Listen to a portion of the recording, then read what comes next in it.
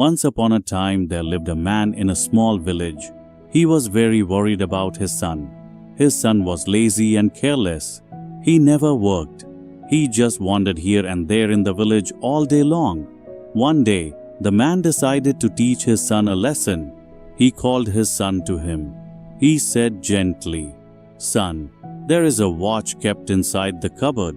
Bring it to me." The boy went and opened the cupboard. He took out the watch and came back to his father. The father looked at the watch and then said, "Now take this watch to the market.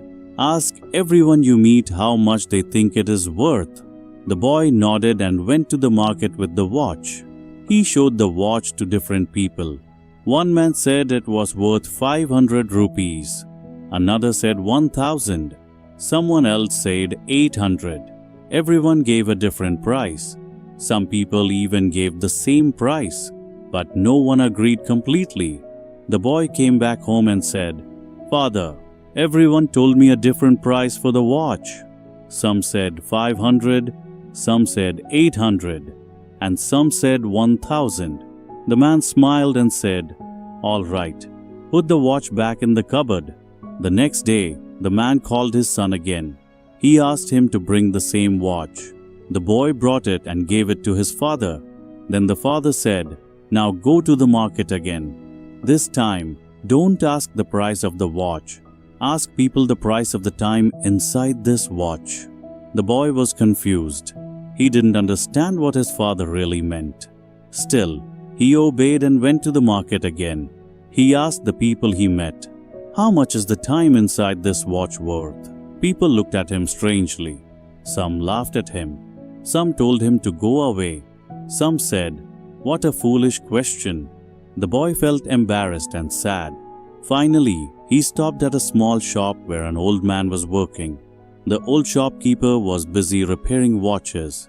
When the boy asked him the same question, the old man paused his work. He looked at the boy with a kind smile. He understood what the boy was trying to ask. He said softly, "Son, you cannot put a price on time. You can give millions of rupees, but you cannot buy back even 1 second of your life. That is why you must use your time wisely."